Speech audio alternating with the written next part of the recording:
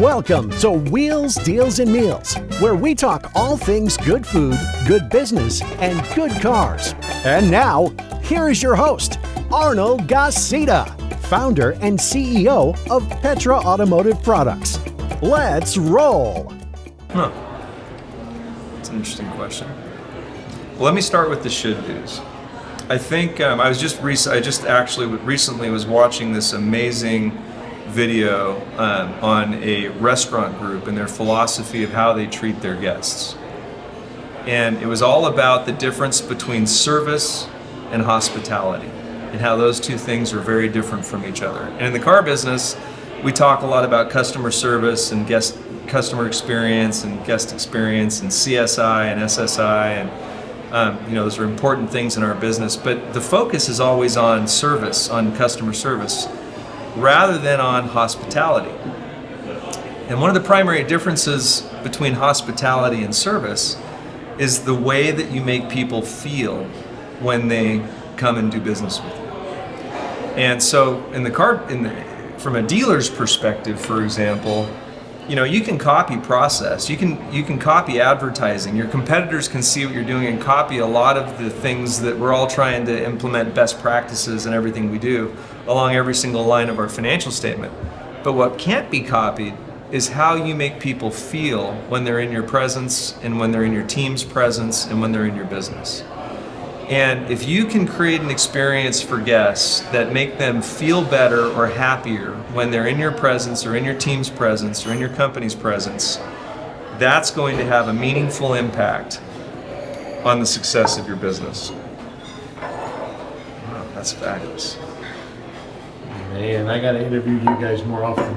Okay, so what's this? What do we got Okay, here? so going hot. So on your left, we have a. By the way, Mimmo Ferraro, Yes, sir. you are the executive chef of Ferraro's Italian restaurant in Las Vegas. Yes, sir. You and your father are partners in this business. Correct again. Okay, so it's two generations. My grandmother was very involved in the beginning, so third generation, and my son is 12 years old, already in the kitchen. Okay, so good. So we got almost four generations. 4 generations on the way. Good Italian.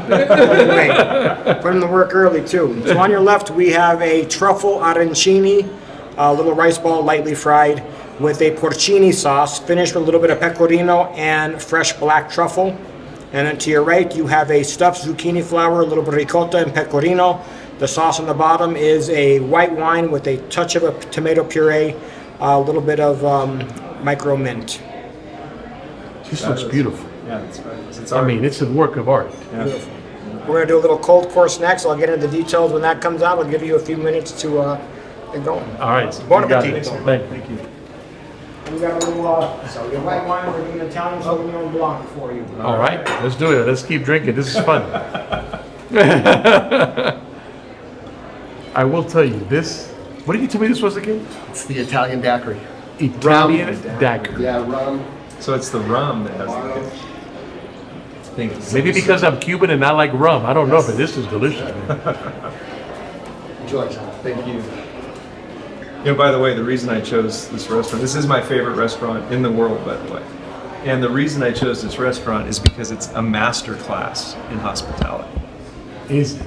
Absolutely. I mean, they've been incredible. Well, the first time I came here was maybe 2 years ago, and the owner came to the table, the chef came to the table, the maitre d' came to the table, the head waiter came to the table, and by the time we were gone, they knew all of our names. They knew what we liked. The next time I came into this restaurant was about 4 months later. They remembered my name. They knew what I had ordered. Yeah, that's it. They won. How could this not be my favorite? And by the way, the food is unbelievable. The food is amazing. But it's the hospitality that has made it my favorite place. All right, so one of the things that people, to succeed, one of the things to be successful is hospitality. And you've said the difference between hospitality and service. What's next? Well, then you have to deliver. Well, it's funny. The same restaurant group that I've been studying said it so well, and it's something that you don't really learn in business school, or you're not taught this by people in business. Is that the customer should actually be second. The guests should actually be second. Employees first. Your employees need to be first, because when you build a culture, where employees know their job and they're focused on their job, but they're having a good time doing it, you can almost guarantee a world-class guest experience. I have, in these podcasts that we've done, you've been to Petra, you know our culture. We protect our employees. We love our employees. Our employees are family. They're not really employees. Right. They're family. Which is dangerous, by the way, in today's culture, right? It really is. But I don't know any other way to do it. I've loved the confirmation or affirmation of so many businesses that succeed, like yourself, that have told me, if you treat the employees, I interviewed Troy, if you treat the employee right, the employee treats the customer right. So the employee has to be first, so that the customer experience and the hospitality is there. Right. If you don't put the employee first, then how is he going to be able to give that hospitality? That's how I've always said it. Before I even looked. Man, this is delicious. It's fabulous. I mean, that sauce is. It's fabulous. I've always said, Arnold, that you can't give something away that you don't already possess yourself.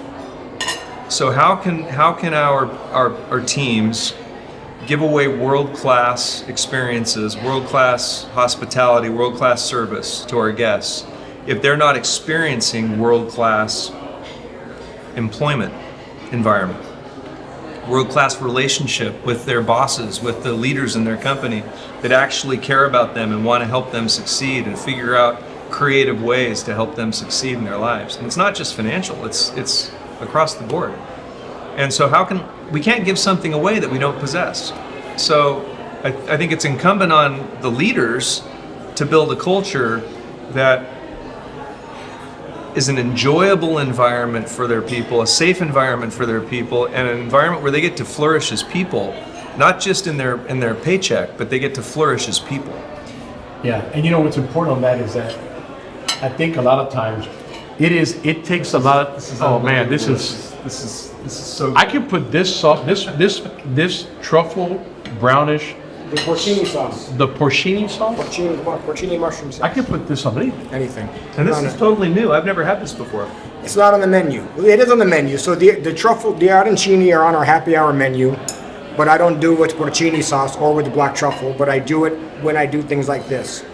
The zucchini flour is on my summer menu that I do for locals that we run for 2 months in the summertime because the town gets quiet. So we, reach out to the locals for support, and so this has been on the summer menu, which actually ends tomorrow. So lucky day. It's fantastic.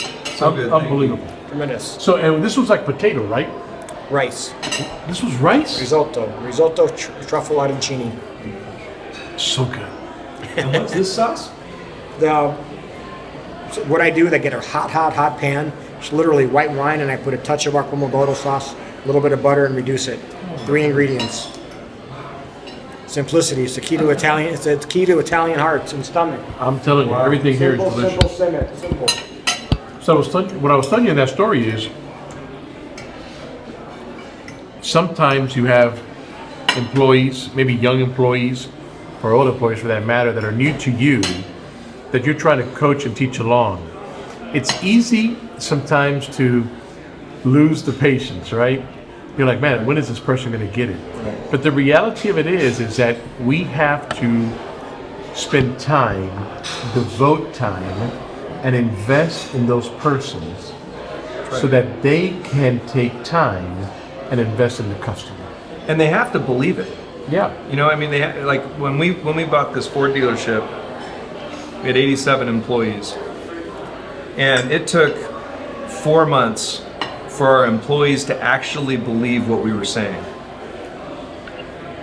because we had to show them. They weren't used to it. Yeah. First day is talk. Right. That's right. And so when they realized that, after we got to know everybody's names and we're walking around the store every day, and we did this in Hawaii. We did this in Hawaii too, in our stores in Hawaii.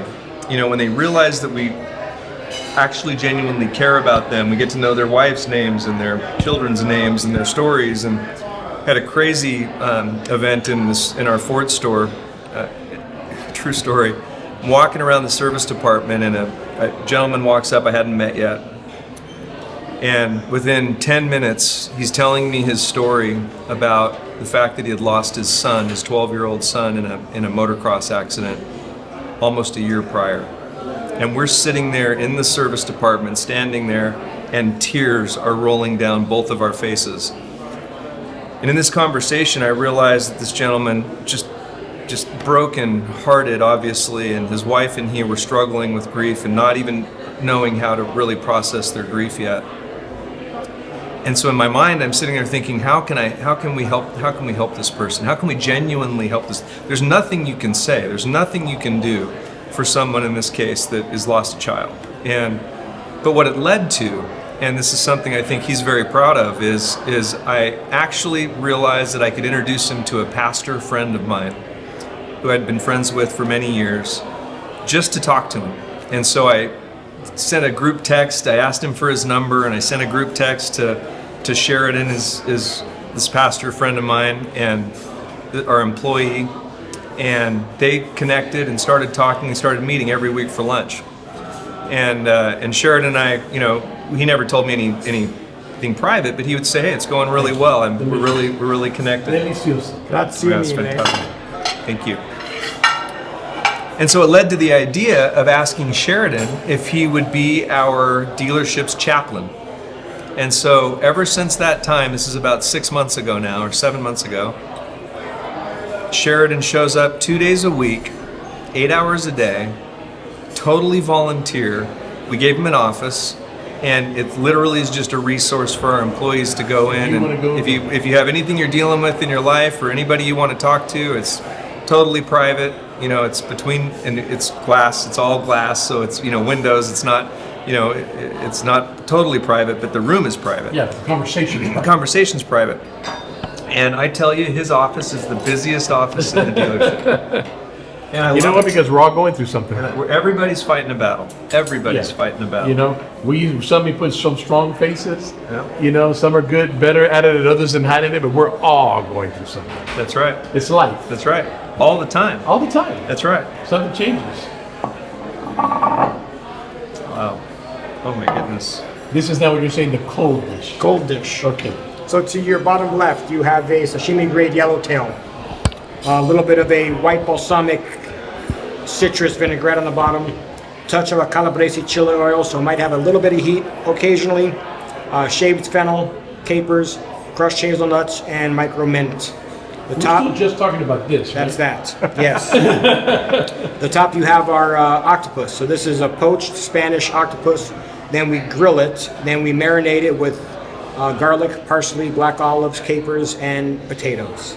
And then you have a very classic Piemontese dish, vitello tonato.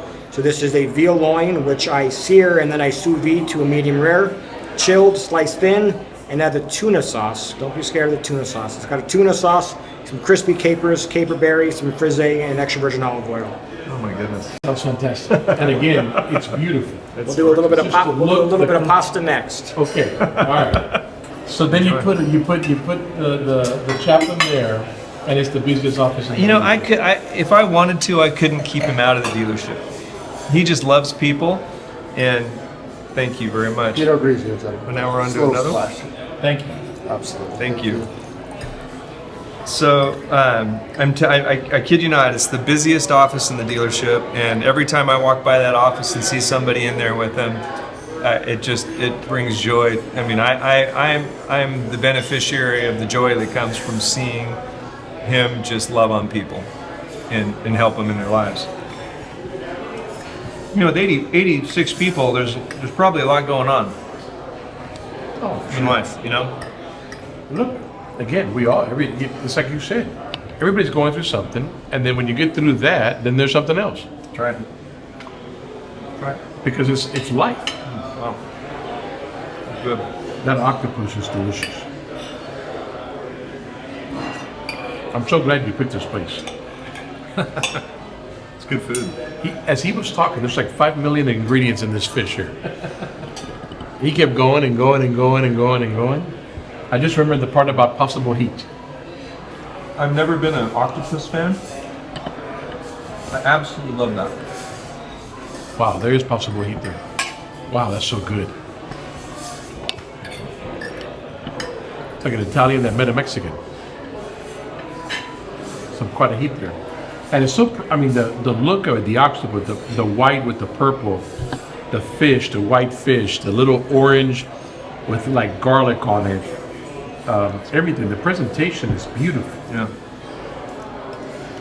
You know, you asked me the two things that you shouldn't do in business. That question perplexes me a little bit. You know, obviously you shouldn't lie, cheat, and steal and be dishonest. I mean, that goes without saying.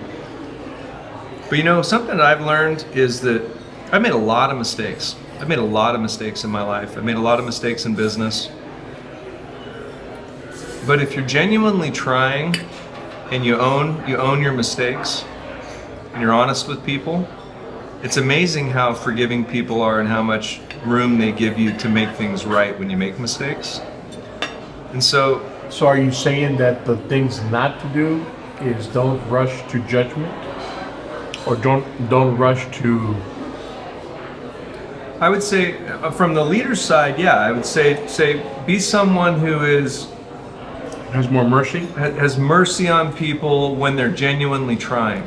You know, I mean, when somebody's being dishonest, or someone's stealing from you, or someone just doesn't care, or Yeah, you still have to you know, protect the business. you have to protect the business, absolutely. But when someone is really trying, be someone who falls on the side of giving one too many chances. From the leadership side, but from the person who's doing the work side, don't be afraid of making mistakes. Don't be afraid of failing. The biggest lessons that I have learned in my life have been through my failures and through my mistakes. And fortunately, I had leaders ahead of me, my dad being one of them, but many others and many dealers actually, many dealers that we'd all know by name that are legends in our business, that I've made mistakes, big mistakes that may have cost them, you know, some money.